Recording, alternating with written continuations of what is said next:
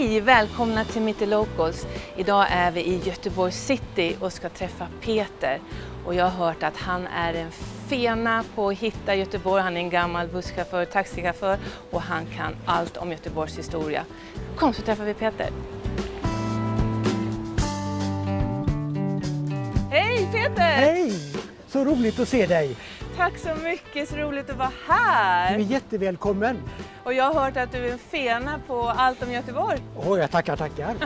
Då tänkte jag, ska vi upp till bevis? Ska vi ta en promenad in mot centrum och titta på pärlorna som finns där? Det finns mycket att berätta om stan. Ja, det ser jag fram emot. Göteborgs ursprung är en gammal fästning. Och den fästningen och dess byggnader och liv återspeglas i vår historia ända fram till denna dag. När de rev fästningen så var här utanför bara öppna fält som var till för att ge skyttarna på murarna fritt skottfält. Och idag så har vi alltså en sammanhängande grönyta ifrån Stampbroarna ända bort till Järntorget.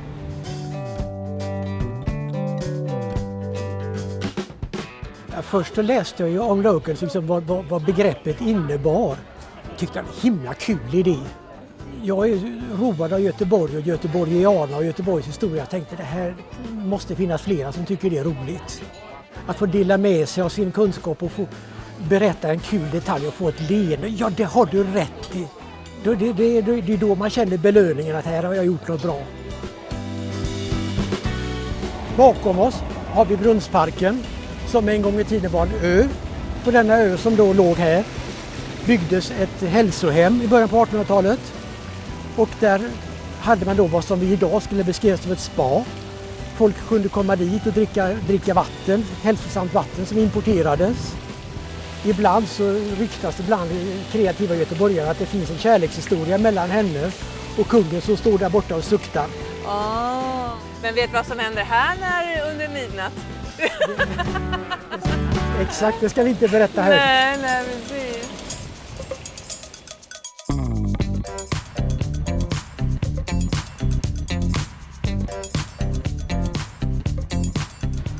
Är alla välkomna på din tur?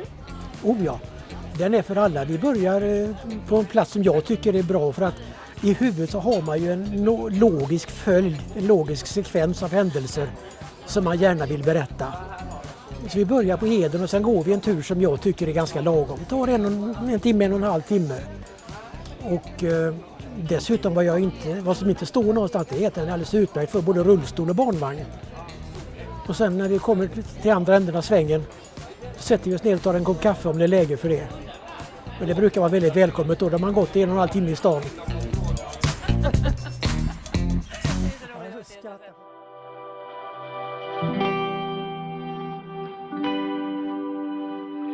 Här har vi Stenpiren. Och Stenpiren var alltså hjärtat i trafiken med båtarna ut till skärgården. Idag så är den enda skärgårdsbåten som finns kvar, kärleksfullt bevarad, det är Bohuslän.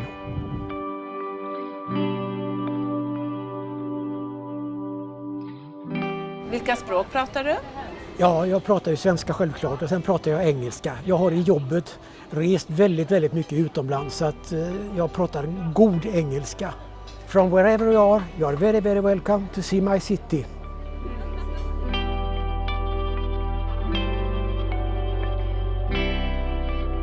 När du inte är i Göteborg, har du några favoritställen som du tycker om? Ja, min fru hon är engelska. Hennes barn bor i England, i Wilton. Och åka till Wilton och gå på The Lion and the Bear, på puben där. Det värmer.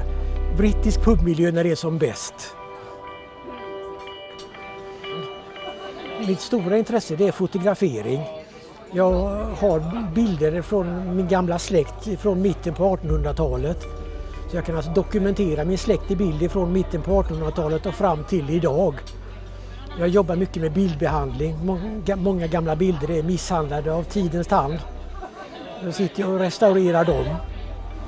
Det låter som jag bara var så intresserad av gamla saker, men så illa är det inte.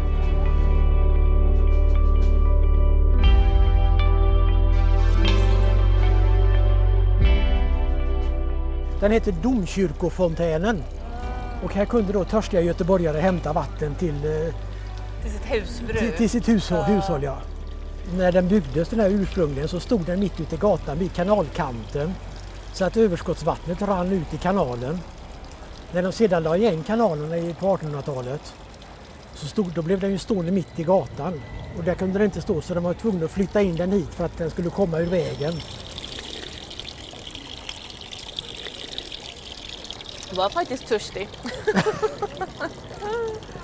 Jag får Det är bra för småfåglarna också. Ja.